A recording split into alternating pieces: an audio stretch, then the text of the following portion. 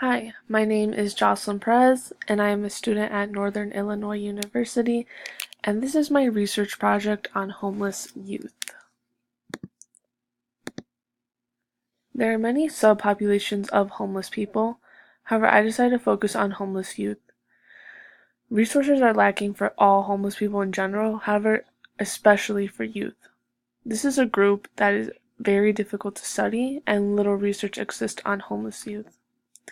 One main reason for this is that homeless youth are difficult to track.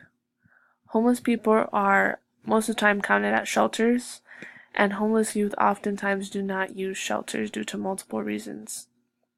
In a study about shelter use among youth in San Francisco done by Chu, Muth, and Oswald in 2013, youth do not use shelters because they either don't know these services exist, not knowing where to find these services, and feeling like they don't need these services. Another issue is how providers and agencies define homeless youth. The National Coalition for the Homeless defines homeless youth as individuals under the age of 18 who lack parental, foster, or institutional care. However, the Department of Health and Human Services defines a homeless youth as an individual who A. is not more than 21 years of age, B. for whom it is not possible to live in a safe environment with a relative, and C. who has no other safe alternative living arrangement.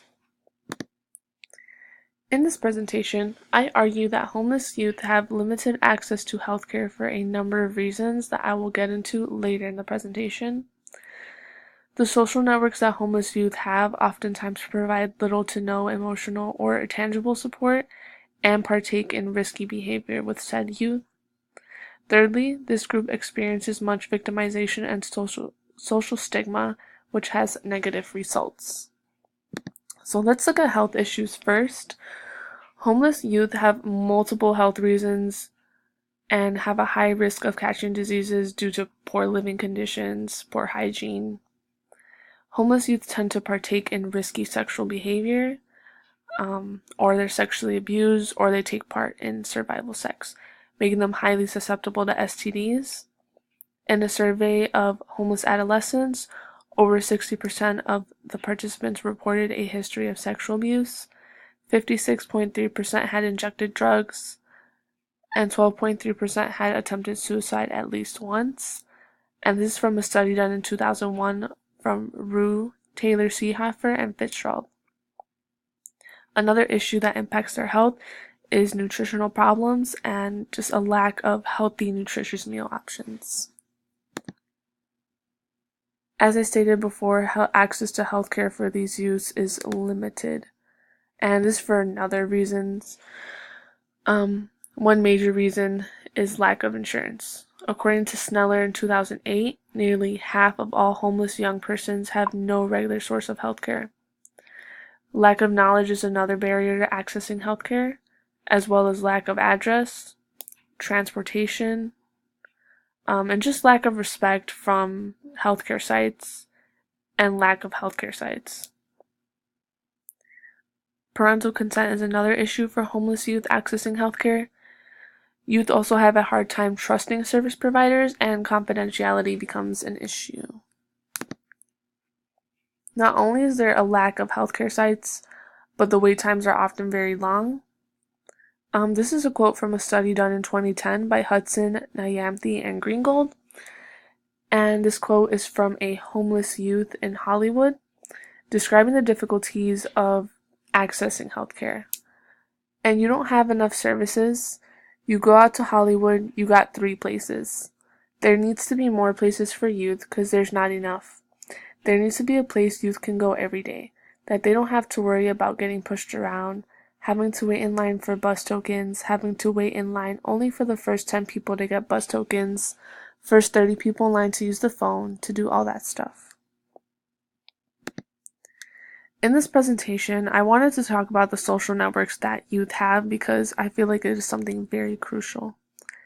Homeless youth have small social networks compared to other adolescents, according to Carnes, Lunge, and Buchanan. It also doesn't help that homeless youth many times do not receive sufficient support from these social networks. In a study conducted by Wenzel, Holloway, Golinelli, Ewing, Bowman, and Tucker of 349 homeless youth, 42.82% of network members provided the youth with tangible or emotional support. In the same study, they found that tangible or emotional support was primarily provided by relatives and sex partners, and they found that a high percentage of sexual partners did drugs and/or alcohol with the respondents. So why does this all matter? Having sufficient and emotional support is so important, especially for these youths. Having the right support improves both mental and physical health. It can also help deter risky behavior and help youths improve self-efficacy. According to Ennett, Bailey, Fetterman, those who lack social ties are more likely to engage in substance use and risky or transactional sex. Having the right support can also protect at-risk youth from becoming homeless. According to a study done by Unger, access to social support has been associated with better physical and mental health outcomes.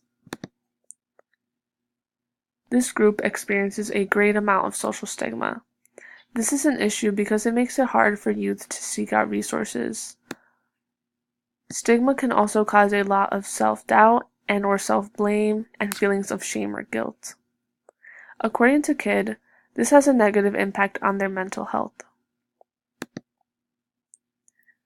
On the note of mental health, the victimization experience also has negative impacts on homeless youth's mental health.